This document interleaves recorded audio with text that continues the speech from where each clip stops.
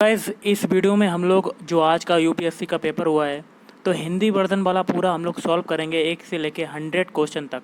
Okay, तो video start करने से पहले आप लोगों से एक बात कहना चाहूँगा कि जिन दोस्तों ने चैनल को सब्सक्राइब नहीं किया तो प्लीज़ चैनल को सब्सक्राइब कर लीजिएगा और पास में जो बेल आइकन होता है उसको भी दबा लें ताकि आने वाले टाइम में आपको वीडियोस की नोटिफिकेशन टाइम टू टाइम मिलती रहे। चलिए स्टार्ट करते हैं आज का वीडियो। और गाइस एक बात और कहना चाहूँगा कि ये आपके क्वेश्चन जो मैं आंसर बता रहा हूँ ये 100% एक्यूरेट तो नहीं हो सकते, लेकिन कुछ आंसर के आंसर आपके गलत मिल सकते हैं। तो दोस्तों देखिए, मैं आपको केवल अपने हिसाब से आंसर बताने वाला हूँ, तो टेंशन मत लीजिएगा। और आप जैसे कि आंसर की और सटीक आएगी मैं आपको और वीडियोज़ के माध्यम से आंसर की 100% एक्यूरेट प्रोवाइड करवा दूंगा। इसमें हम लोग क्वेश्चन देखेंगे कैसे पूछे गए हैं पूरा का पूरा आंसर के साथ, जितने जो कि मुझे पता है कुछ आंसर तो मैं आपको बता देता हूँ। चलिए स्टार्ट करते हैं आज का वीडियो। आपका देखिए पहला क्वेश्चन थोड़ा सा जूम कर लेते हैं कि कृषि में फर्टिगेशन के क्या लाभ हैं। तो गाइस देखिए ये ऑप्शन दिए गए हैं, आपको कोड के माध्यम से बताना था कि इसका आंसर क्या हो सकता है। ओके, तो कृषि में फर्टिगेशन के क्या लाभ हैं आप कमेंट करके बता सकते हैं इसका आंसर। एक क्वेश्चन आया था कि निम्नलिखित खनिजों पर विचार कीजिए, और आगे कहता है कि भारत में उपयुक्त में से कौन सा आधिकारिक रूप से नामित प्रमुख खनिज मेजर मिनरल्स है। तो गाइस देखिए इसका हो जाएगा दूसरा वाला। ओके, मतलब ये वाला चौथा वाला, option D is right answer. तो दूसरा है क्रोमाइट, तीसरा है काइनाइट और चौथा है सिलीमेनाइट। तो दोस्तों देखिए मैं आंसर आपको अपने हिसाब से बता रहा हूँ, ये एक्यूरेट नहीं भी हो सकते हैं, तो आप टेंशन मत लीजिएगा। ओके, अगला आपका क्वेश्चन है गाइस, देख लेते हैं।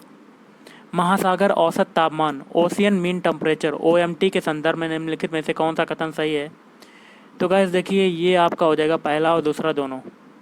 पहला क्या कहता है कि ओएमटी को 26 डिग्री सेल्सियस समताप रेखा की गहराई तक मापा जाता है और जो जनवरी मार्च में हिंद महासागर के दक्षिण पश्चिमी में 129 मीटर पर होती है।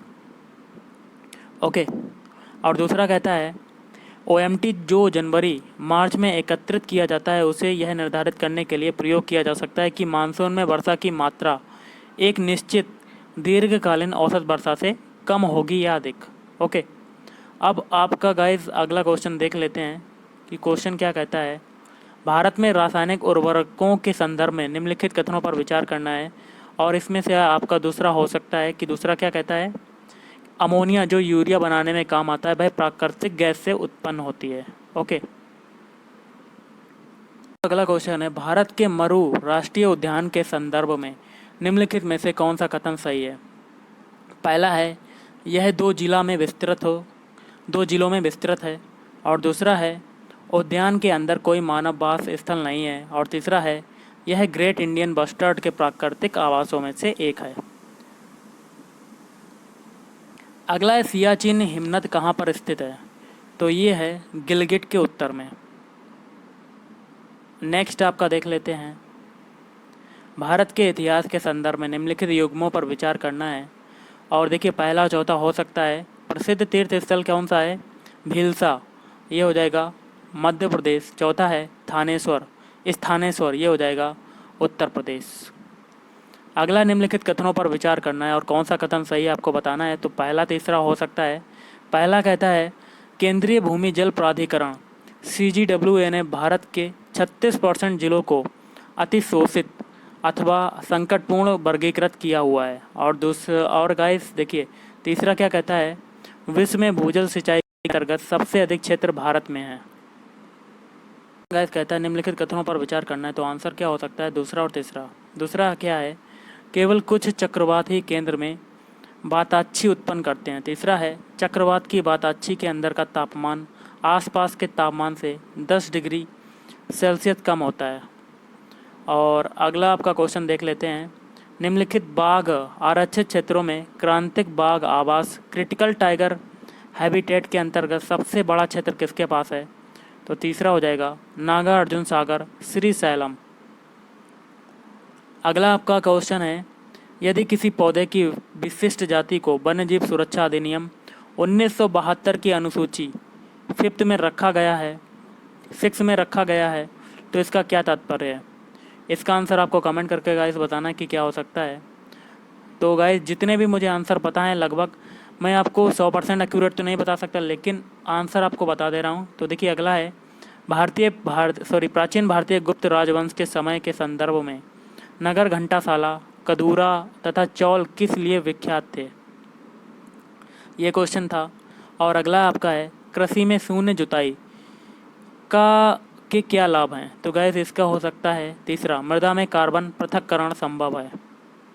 क्वेश्चन है, भारत की जैव ईंधन की राष्ट्रीय नीति के अनुसार जैव ईंधन के उत्पादन के लिए निम्नलिखित में से किनका उपयोग कच्चे माल के रूप में हो सकता है? तो गाइस देखिए, इसमें पांचों ऑप्शन सही हो सकते हैं, जैसे कि पहला है कसावा, दूसरा है क्षतिग्रस्त गेहूं के दाने, तीसरा है मूंगफली के बीज, चौथा है कुल्थी, और पांचवा है सड़ा आलू, और छठा है चुकंदर। अगला निम्नलिखित में से कौन सा कथन कार्बन के सामाजिक मूल्य पद का सर्वोत्तम रूप से वर्णन करता है? जैसे कि आगे देता है, आर्थिक मूल्य के रूप में यह निम्नलिखित में से किसका माप है?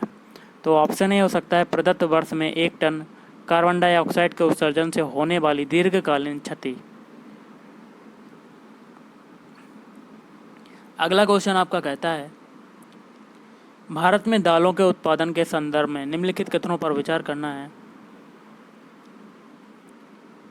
कथन बताने कौन सा कथन सही है। अगला आपका क्वेश्चन है, यह फसल उपोष्ण प्रकृति की है, उसके लिए कठोर पाला हानिकारक है, विकास के लिए कम से कम 210 पाला रहित दिवसों और 5 से 100 सेंटीमीटर वर्षा की आवश्यकता पड़ती है। हल्की सुअपाहित मृदा जिसमें नमी धारण करने की क्षमता है, उसकी खेती के लिए आदर्श रूप से अनुकूल है। यह फसल निम्नलिखित में से कौन सी है?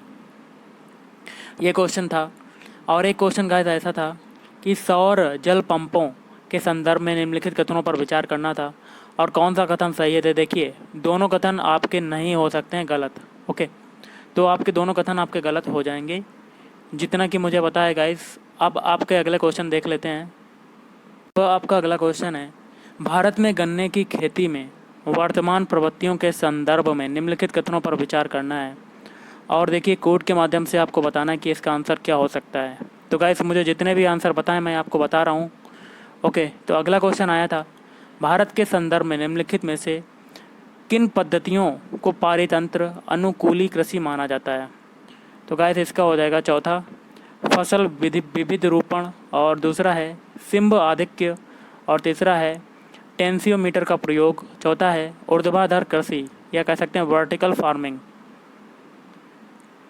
अगला आपका क्वेश्चन देख लेते हैं कि भारत के सांस्कृतिक इतिहास के संदर्भ में निम्नलिखित युग्मों पर विचार करना है, और कौन सा कथन सही सुमेलित है आपको बताना है। तो तीनों हो जाएंगे, जिसमें पहला है परिव्राजक, ये हो जाएगा परित्यागी व भ्रमणकारी, दूसरा है श्रमण, इसका हो जाएगा उच्च पद प्राप्त पुजारी, और तीसरा है उपासक, ये हो जाएगा बौद्ध धर्म का साधारण अनुगामी।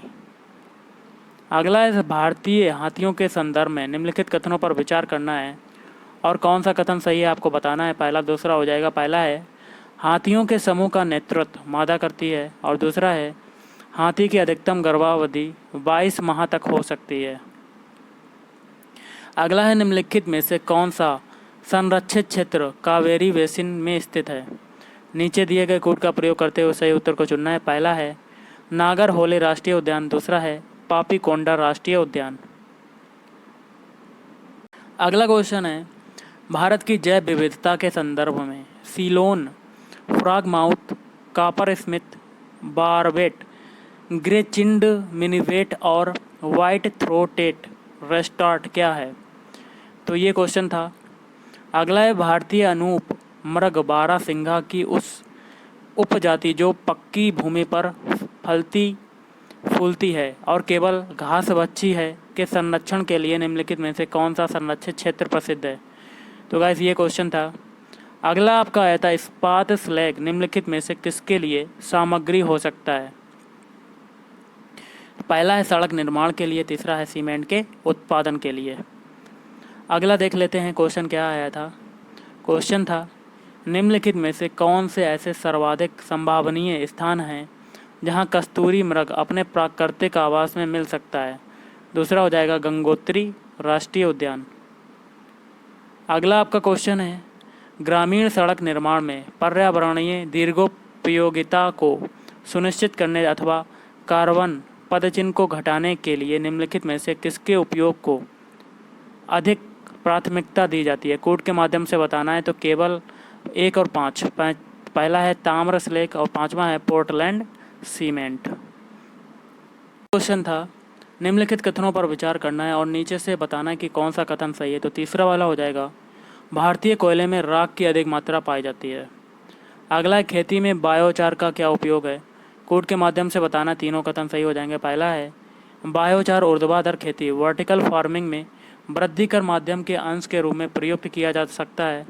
और दूसरा है जब बायोचार वृद्धि कर माध्यम के अंश के रूप में प्रयुक्त किया जाता है तो वह नाइट्रोजन यौगिकीकारी सूक्ष्म जीवों की वृद्धि को बढ़ावा देता है। और तीसरा है वह बायोचार वृद्धि कर माध्यम के अंश के रूप में प्रयुक्त किया जाता है और तब वह उस वृद्धि कर माध्यम की जल धारणा क्षमता को अधिक लंबे समय तक बनाए रखने में सहायक होता है। नेक्स्ट आपका क्वेश्चन देखते हैं। भारत में निम्नलिखित में से किन्हें कृषि में सार्वजनिक निवेश माना जा सकता है?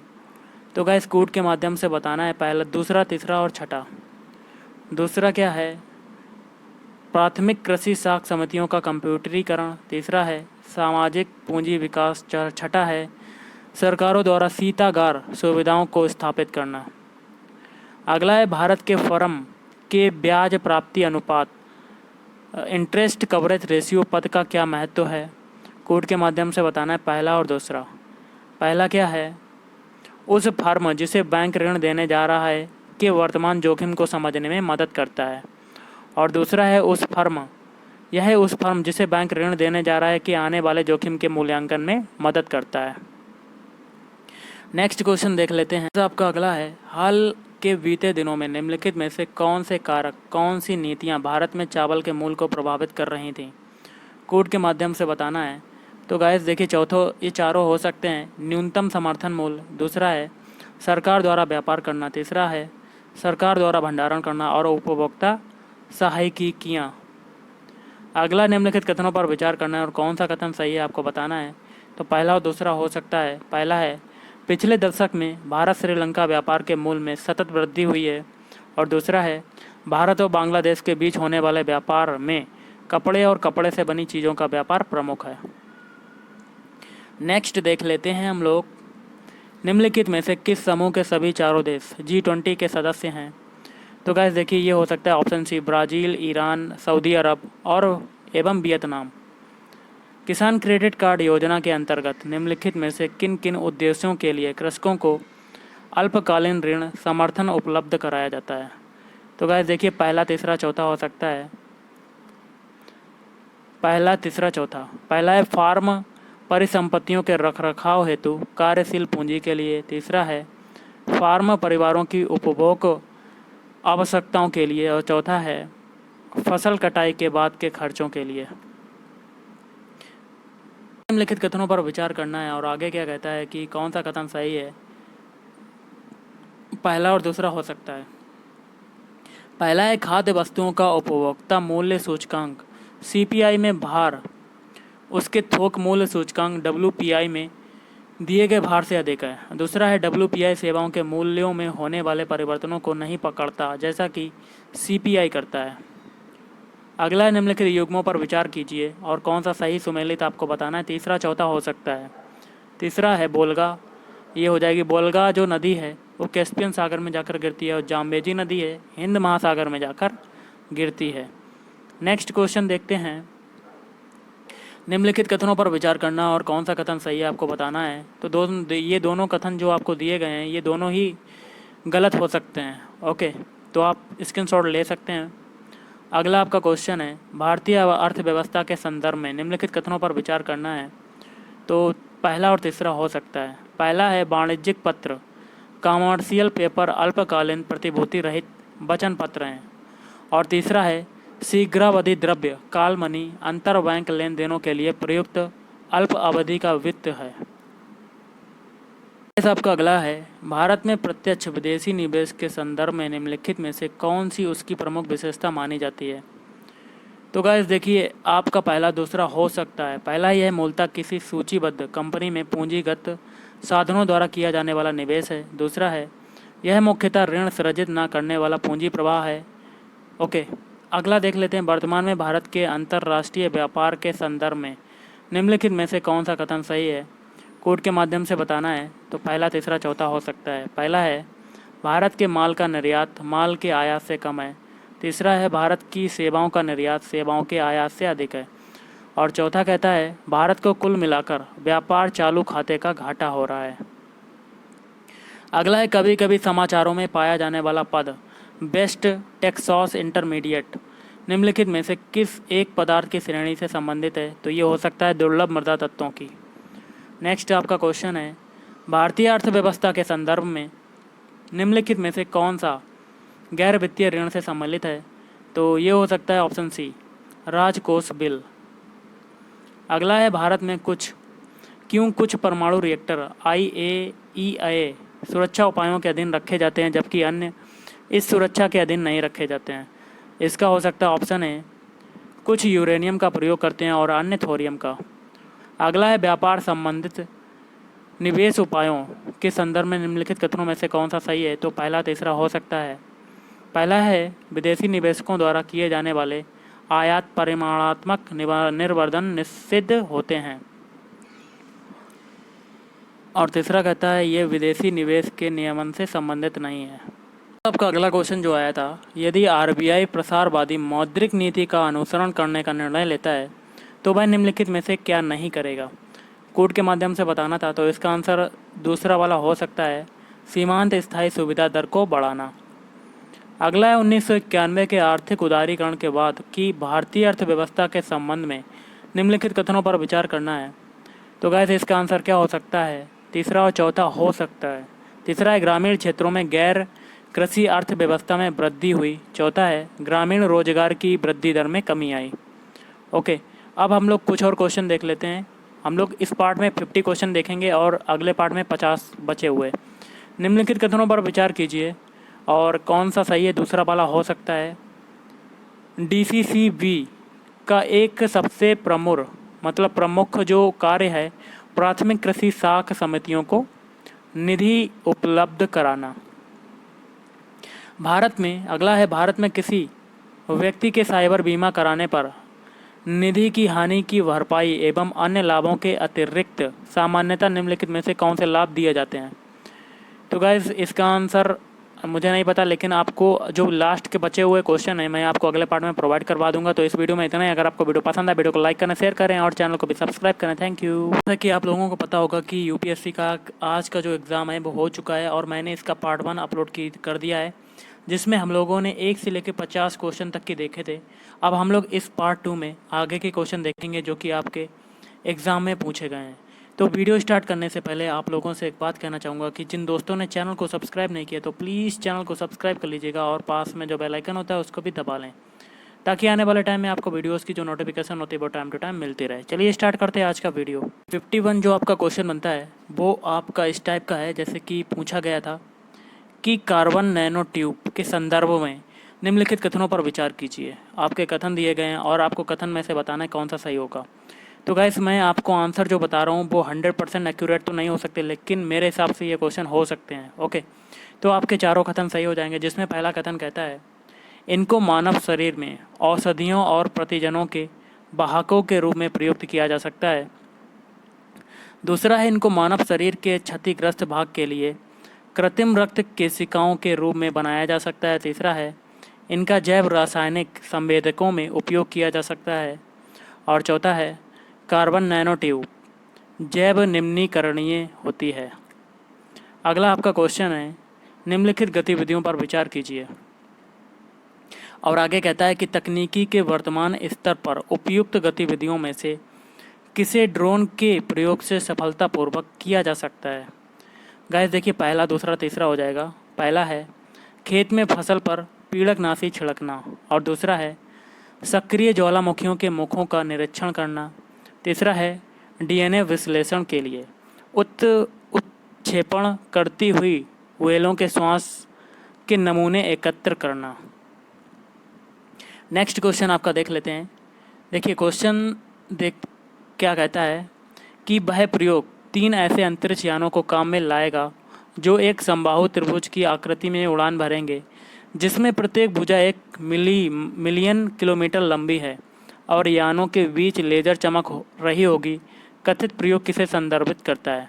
तो ये क्वेश्चन था।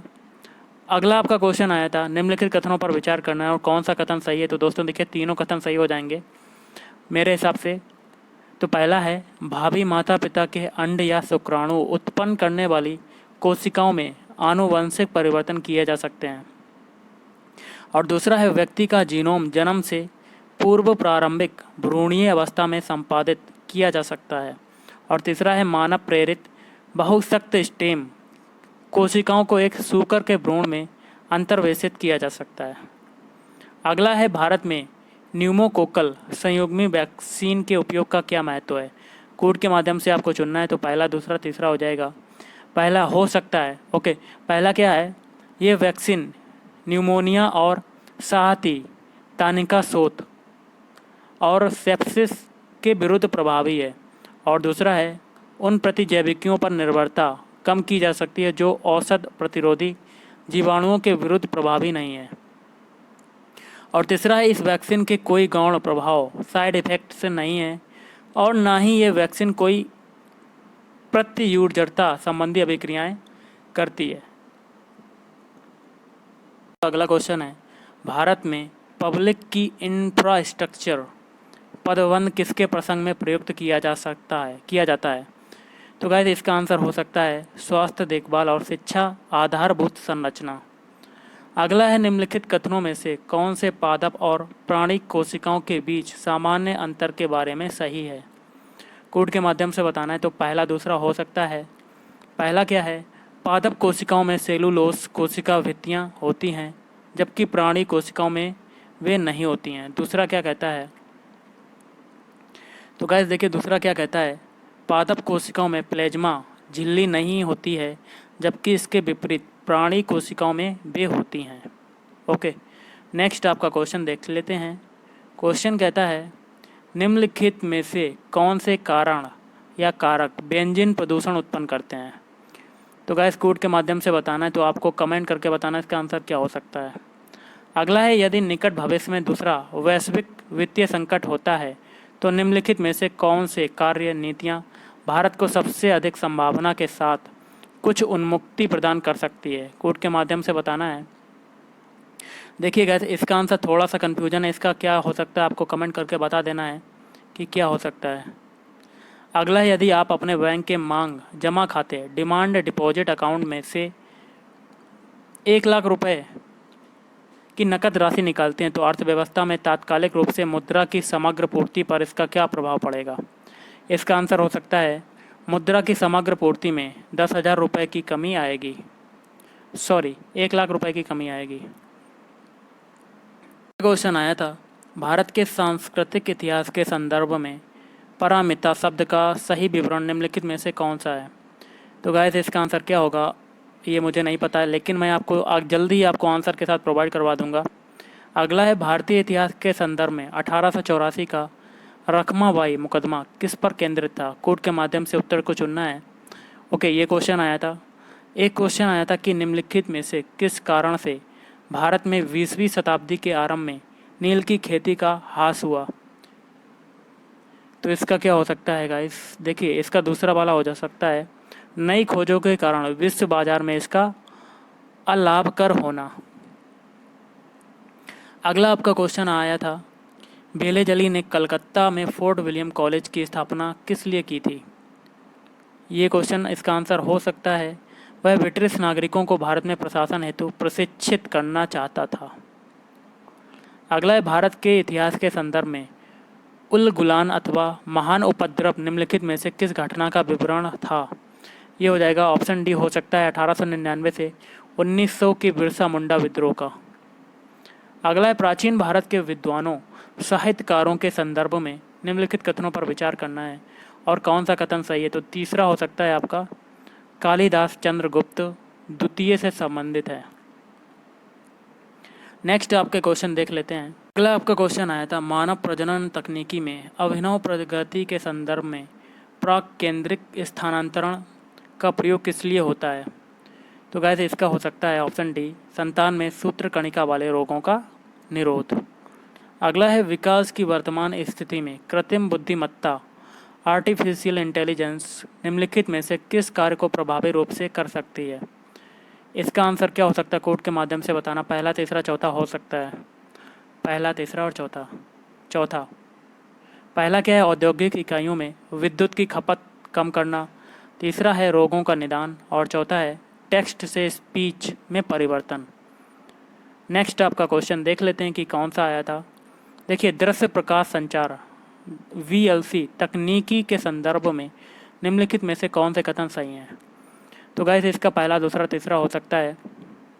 पहला है VLC 375 से 70780 mm वाली विद्युत चुम्बकीय स्पेक्ट्रमी तरंग दैर्ध्यों का उपयोग करती है। दूसरा है VLC को दीर्घ प्रकाशी वेतार संचार के रूप में जाना जाता है।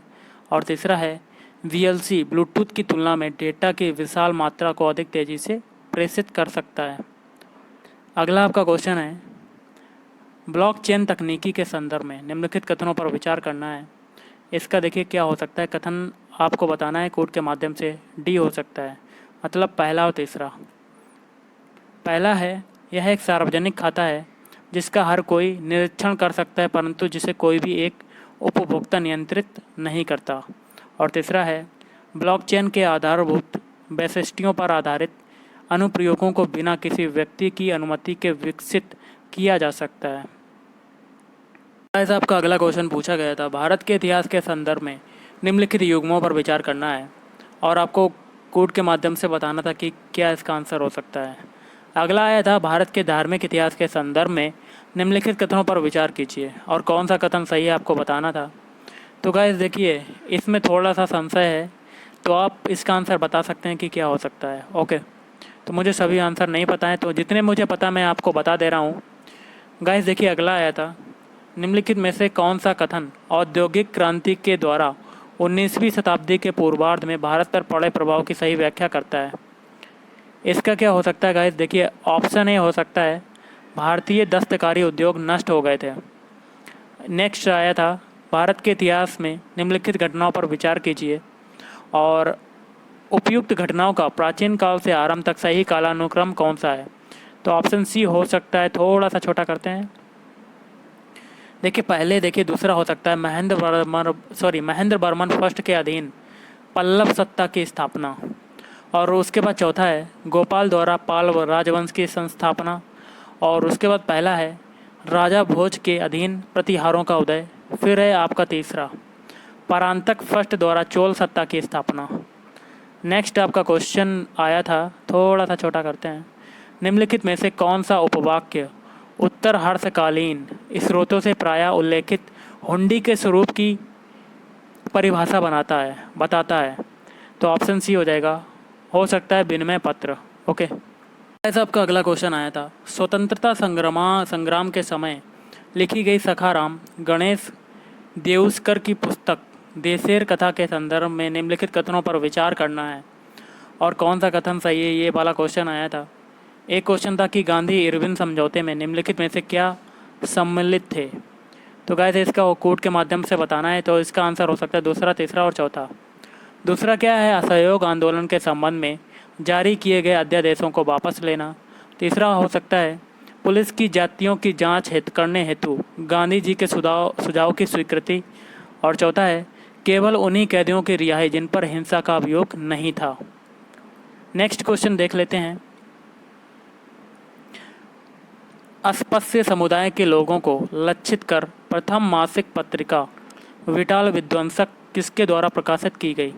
ऑप्शन ए हो सकता है गोपाल बाबा बलंगरकर। अगला है, भारत के इतिहास के संदर्भ में कुल्या बाप तथा द्रोण बाप शब्द क्या निर्दिष्ट करते हैं। इसका आंसर हो सकता है भूमाप। अगला क्वेश्चन आया था, निम्नलिखित में से किस शासक ने अपनी प्रजा को इस अभिलेख के माध्यम से परामर्श दिया। तो गाइस देखिए कथन क्या है, कोई भी व्यक्ति जो अपने संप्रदाय को महिमा मंडित करने की दृष्टि से अपने धार्मिक संप्रदाय की प्रशंसा करता है या अपने संप्रदाय के प्रति अत्यधिक भक्ति के कारण अन्य संप्रदायों की निंदा करता है, वह अपत्यु अपने संप्रदाय को गंभीर रूप से हानि पहुंचाता है? तो ये कहा था ऑप्शन ए अशोक। का अगला क्वेश्चन आया था, संसदीय व्यवस्था वाली सरकार वह होती है जिसमें, इसका हो सकता है ऑप्शन बी, सरकार संसद के प्रति उत्तरदायी होती है और उसके द्वारा हटाई जा सकती है। अगला क्वेश्चन आया था, भारत के संविधान का कौन सा भाग कल्याणकारी राज्य के आदर्श की घोषणा करता है? ऑप्शन ए, राज्य के नीति निर्देशक तत्व हो सकता है। अगला, निम्नलिखित कथनों पर विचार करना है और कोड के माध्यम से बताना है कौन सा कथन हो सकता है। तो ऑप्शन सी, पहला और दूसरा हो सकता है। दोनों कथन सही हो सकते हैं। पहला है, भारत का संविधान अपने मूल ढांचे को संघवाद, पंथ निरपेक्षता, मूल अधिकारों तथा लोकतंत्र के रूप में परिभाषित करता है। दूसरा है, भारत का संविधान नागरिकों की स्वतंत्रता तथा उन आदर्शों जिन पर संविधान आधारित है की सुरक्षा हेतु न्यायिक पुनर्वलोकन की व्यवस्था करता है। अगला आपका क्वेश्चन देख लेते हैं गाइस। गांधीवाद और मार्क्सवाद के बीच एक समान सहमति पाई जाती है, यह निम्नलिखित में से कौन सी है? तो गाइस इसका आंसर ऑप्शन ए वाला हो सकता है, एक अंतिम लक्ष्य के रूप में राजविहीन समाज। अगला है, भारत के संदर्भ में नौकरशाही का निम्नलिखित में से कौन सा उपयुक्त चरित्र चित्रण है? तो ऑप्शन ए हो सकता है, संसदीय लोकतंत्र की व्याप्ति को विस्तार देने वाला अभिकरण। अगला आपका है, भारत के संविधान की उद्देशिका। तो इसका आंसर हो सकता है, संविधान का वह भाग है किंतु उसके अन्य भागों से स्वतंत्र होकर उसका कोई विधिक प्रभाव नहीं है। का अगला क्वेश्चन था, स्वर्ण ट्रांस रिजर्व ट्रांस निर्दिष्ट करता है। इसका आंसर क्या हो सकता है, आपको बताना है। अगला है, भारत के संविधान के भाग 4 में अंतर्विष्ट प्रावधानों के संदर्भ में निम्नलिखित कथनों में से कौन सा सही है? तो इसका आंसर हो सकता है गाइस, देखिए कोड के माध्यम से चुनना है, ऑप्शन डी, दूसरा और तीसरा। दूसरा क्या है, वे किसी न्यायालय द्वारा प्रवर्तनीय नहीं होंगे। तो तीसरा हो सकता है, इस भाग में अधिकथित सिद्धांत राज्य के द्वारा कानून बनाने को प्रभावित करेंगे। अगला आपका क्वेश्चन देख सकते हैं, कथनों पर विचार करना है और कोड के माध्यम से बताना है कौन सा कथन सही है। तो देखिए दोस्तों, ऑप्शन डी हो जाएगा, ना तो एक ना ही दूसरा। तो इसके जो दो कथन है आप स्क्रीनशॉट ले सकते हैं, तो दोनों कथन आपके नहीं हो सकते हैं। ओके, अगला आपका क्वेश्चन आया था, निम्नलिखित कथनों पर विचार करना है और इसका कौन सा सही होगा? पहला वाला कथन सही हो सकता है। पहला क्या कहता है, भारत का राष्ट्रपति ऐसे स्थान पर जिसे वह ठीक समझे संसद का सत्र आह्वान कर सकता है। का अगला क्वेश्चन आया था, निम्नलिखित कथनों पर विचार करना है और कथन कौन से सही हैं? तो दूसरा और चौथा हो सकता है। दूसरा क्या है, राज्य निजी निगमों से आधार डेटा को साझा करने के लिए कोई अनुबंध नहीं कर सकता। और गाइस आपका चौथा है, आधार भारत की संचित निधि से हित लाभ प्राप्त करने के लिए अनिवार्य है। अगला आपका क्वेश्चन है, राज्यसभा की लोकसभा के समान शक्तियाँ किस क्षेत्र में हैं?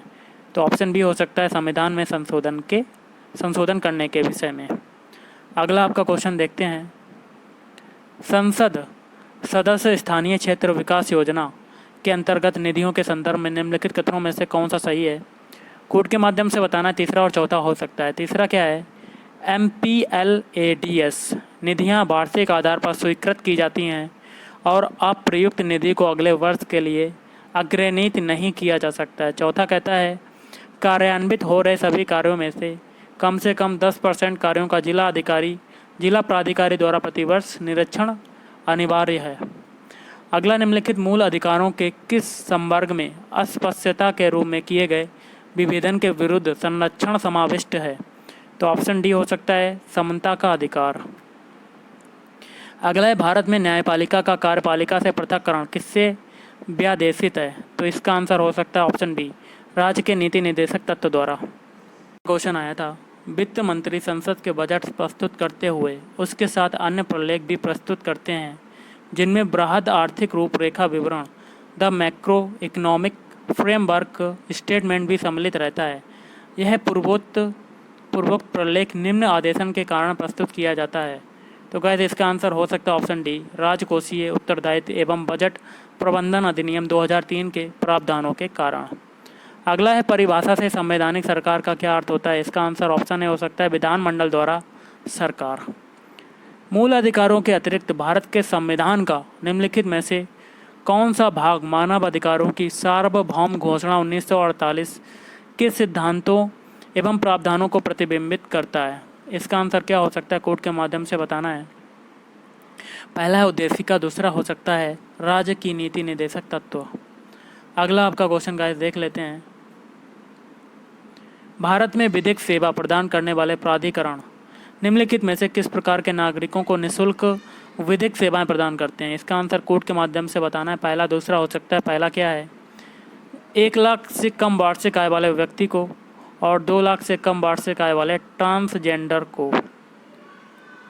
निम्नलिखित युग्मों पर विचार करना है। एक में अंतर्राष्ट्रीय समझौता संगठन है, दूसरे में विषय है, और उपयोग में से कौन सा सही सुमेलित नहीं है। तो ऑप्शन सी हो सकता है, पहला और तीसरा।